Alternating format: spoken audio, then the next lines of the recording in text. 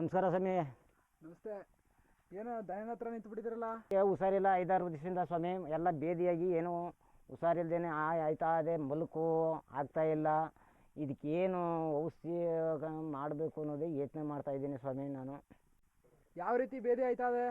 ಯಾವ ರೀತಿ ಬೇದಿ ಆಯ್ತದೆ ಅಂತಂದರೆ, ಈ ನೊರ್ನೊರಿಂಗೆ ಉಚ್ಕೊಳ್ಳೋದು ಈ ರೀತಿ ಆಯ್ತದೆ ಸ್ವಾಮಿ. ಏನು ಮಾಡೋದು ಇದಕ್ಕೆ? ನೋಡಿ ಯಜಮಾನ್ರೆ, ನಿಮ್ಮ ಹಸುಗೆ ಹಲವಾರು ಕಾರಣಗಳಿಂದ ಬೇದಿ ಆಗುತ್ತೆ. ಮೊದಲನೇದಾಗಿ ಆಹಾರದ ವ್ಯತ್ಯಾಸದಿಂದನೂ ಕೂಡ ಬೇದಿ ಆಗುತ್ತೆ, ಮತ್ತು ಹೊಲಸು ನೀರು ಕುಡಿಸೋದ್ರಿಂದನೂ ಬೇದಿ ಆಗುತ್ತೆ, ಮತ್ತು ಹಸುವಿನ ಜೀರ್ಣಾಂಗದಲ್ಲಿ ಬ್ಯಾಕ್ಟೀರಿಯಾ ಮತ್ತು ವೈರಸ್ ಸೇರ್ಕೊಳ್ಳೋದ್ರಿಂದನೂ ಕೂಡ ಬೇದಿ ಆಗುತ್ತೆ. ಈ ಪ್ರಾಣಿಗಳಲ್ಲಿ ಯಾವುದಾದ್ರು ಲಕ್ಷಣಗಳನ್ನು ಕಾಣಿಸ್ಕೊಳ್ಳುತ್ತಾ? ಈ ಬೇದಿ ಆಗುವಂಥ ಹಸುಗಳಲ್ಲಿ ಹಲವಾರು ಲಕ್ಷಣಗಳು ಕಾಣಿಸಿಕೊಳ್ಳುತ್ತೆ. ಅದರಲ್ಲಿ ಮೊದಲನೇದಾಗಿ ಹೇಳಬೇಕು ಅಂತ ಅಂದರೆ, ಈ ಅತಿ ಹೆಚ್ಚಾಗಿ ಉಚ್ಕೊಳ್ಳುತ್ತೆ, ಮತ್ತು ಉಚ್ಚುವಾಗ ಅದರ ಜೊತೆ ರಕ್ತನೂ ಕೂಡ ಬೀಳುತ್ತೆ. ಮತ್ತೇನಪ್ಪ ಅಂದರೆ, ಪ್ರಾಣಿಗಳಲ್ಲಿ ಬೇದಿಯಾಗಿರತಕ್ಕಂತಹ ಪ್ರಾಣಿಗಳಲ್ಲಿ ಚರ್ಮಗಳು ಒಣಗದಂತೆ ಕಾಣುತ್ತೆ, ಮತ್ತು ಮೆಲುಕು ಹಾಕುವುದನ್ನು ನಿಲ್ಲಿಸಿಬಿಡುತ್ತೆ. ಮತ್ತೊಂದು ಲಕ್ಷಣ ಏನಪ್ಪ ಅಂತ ಅಂದರೆ, ಆ ಪ್ರಾಣಿಗಳ ಒಂದು ಕಣ್ಣು ಕೆಂಪಗಾಗುತ್ತೆ, ಮತ್ತು ಆ ಹಸುಗಳು ನಿಸಕ್ತಿಯಾಗಿ ಕಾಣಿಸಿಕೊಳ್ಳುತ್ತೆ. ಹಸುಗಳು ಬೇದಿ ಆಯ್ತಾ ಅದಲ್ಲ, ಇದು ತಡೆಗಟ್ಟೋದು ಹೆಂಗೆ ಸ್ವಾಮಿ ಇದು?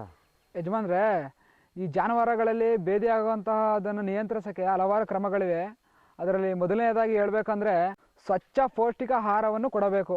ನೋಡಿ ಯಜಮಾನ್ರೆ, ಈ ಮಳೆ ಬರುತ್ತಲ್ಲ, ಮಳೆ ಬಂದಾಗ ಮತ್ತು ಅಪ್ಪರ ಮಂಜು ಸುರಿಯುತ್ತಲ್ಲ, ಆವಾಗ ದನಗಳ ಅತಿ ಹೆಚ್ಚಾಗಿ ಹೊರಗಡೆ ಮೇಯೋಕ್ಕೆ ಬಿಡಬಾರ್ದು. ಈ ಹಸಿರು ಮೇವು ಮತ್ತು ದ್ವಿದಳ ಧಾನ್ಯ ಕಾಳುಗಳನ್ನು ತಿನ್ನುತ್ತಲ್ಲ ದನ, ಆವಾಗ ಅತಿ ಬೇಗನೆ ನೀರನ್ನು ಕುಡಿಸಬಾರದು. ಅತಿ ಮುಖ್ಯವಾಗಿ ಈ ಜಂತು ಔಷಧಿ ಇದೆಯಲ್ಲ, ಅದನ್ನು ಮೇಲಿಂದ ಮೇಲೆ ಕೊಡಿಸ್ತಾ ಇರಬೇಕು.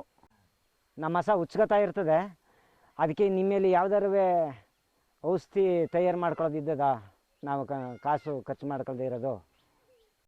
ನೋಡಿ ಯಜಮಾನ್ರೆ, ಈ ಬೇದಿನ ನಿಲ್ಲಿಸೋಕ್ಕೆ ನಿಮ್ಮಲ್ಲೇ ಆದಂತಹ ಕೆಲವು ವಸ್ತುಗಳನ್ನು ಉಪಯೋಗಿಸ್ಕೊಂಡು ಹೇಗೆ ಬೇದಿನ ತಡೆಗಟ್ಬೋದು ಅನ್ನೋದನ್ನು ನಾನೀಗ ತಿಳಿಸ್ಕೊಡ್ತೀನಿ ನಿಮಗೆ. ನೋಡಿ ಯಜಮಾನ್ರೆ, ಮೊದಲೇ ಹೇಳಿದ್ನಲ್ಲ, ಈ ದನಗಳಿಗೆ, ಜಾನುವಾರುಗಳಿಗೆ ಈ ಬೇದಿ ಆಗದಂಗೆ ಹೇಗೆ ಔಷಧಿಯನ್ನು ತಯಾರು ಮಾಡ್ಕೋಬೇಕು ಅಂತ. ಮೊದಲನೇದಾಗಿ ಕೆಲವೊಂದು ವಸ್ತುಗಳು ಬೇಕು ಅದನ್ನು ತಯಾರು ಮಾಡೋಕ್ಕೆ, ಸಾಮಗ್ರಿಗಳು. ಅದರಲ್ಲಿ ಮೊದಲನೇದಾಗಿ 4 ಸಪೋಟೊ ಕಾಯಿ ಬೇಕು, ಮತ್ತು ಅರ್ಧ ಲೀಟ್ರ್ ಮಜ್ಜಿಗೆ ಬೇಕು, 1 ಲೋಟ ನೀರು ಬೇಕು, ಮತ್ತು ಒಂದು ಕುಡಿಸಲಿಕ್ಕೆ ದನಗಳಿಗೆ ಒಂದು ಕೊಟ್ಟ ಬೇಕು.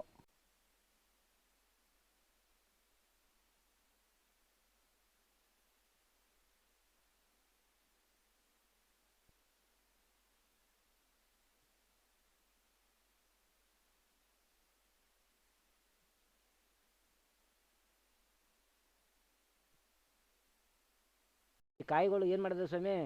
ಇದನ್ನೇನಿಲ್ಲ, ಇದನ್ನು ಜಜ್ಜಬೇಕು, ಕ್ಲೀನಾಗಿ ಜಜ್ಜಬೇಕು. ಈ ರೀತಿ ಸಣ್ಣಾಗಿ ಜಜ್ಜಿ, ಅನಂತರ ಮಜ್ಜಿಗೆ ಹಾಕಿ, ಇದು ಸಣ್ಣ ಆದ್ಮೇಲೆ ಕಲಿಸ್ಬಿಟ್ಟು ಸ್ವಲ್ಪ ನೀರು ಮಿಕ್ಸ್ ಮಾಡಿ ಕೊಟ್ಟದಲ್ಲಿ ಉಯ್ಬೇಕು.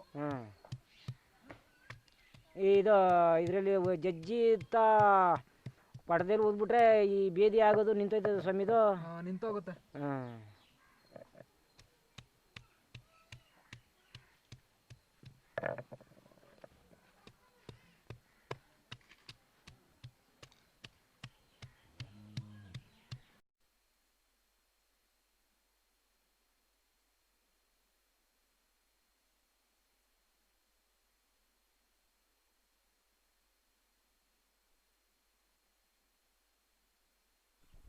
ನೋಡಿ ಯಜಮಾನ್ರೆ, ಈ ರೀತಿ ಅರ್ಧದಂಥ ಔಷಧಿನ ಮಜ್ಜಿಗೆಯಲ್ಲಿ ಮಿಕ್ಸ್ ಮಾಡಿ ದಿನಕ್ಕೆ 2 ಬಾರಿ ಕುಡಿಸ್ಬೇಕು ಕೊಟ್ಟದಲ್ಲಿ. ಆಯ್ತು ಸ್ವಾಮಿ.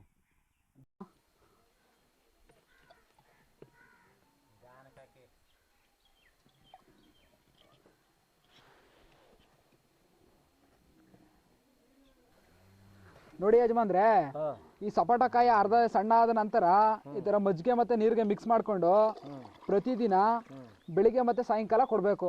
ಆಯ್ತು ಸ್ವಾಮಿ. ಇದನ್ನ ಒಂದೇ ದಿವಸಕ್ಕಾಗಷ್ಟು ಮಾತ್ರ ಹರ್ಕೊಬೇಕು. ಅರ್ಧ ಎಲ್ಲ ಮಿಕ್ಸ್ ಆದ ನಂತರ ಈ ಥರ ಕೊಟ್ಟಕ್ಕೆ ಹಾಕೊಂಡು 2 ಕೊಟ್ಟನ ಹಸುಗೆ ಕುಡಿಸ್ಬೇಕು.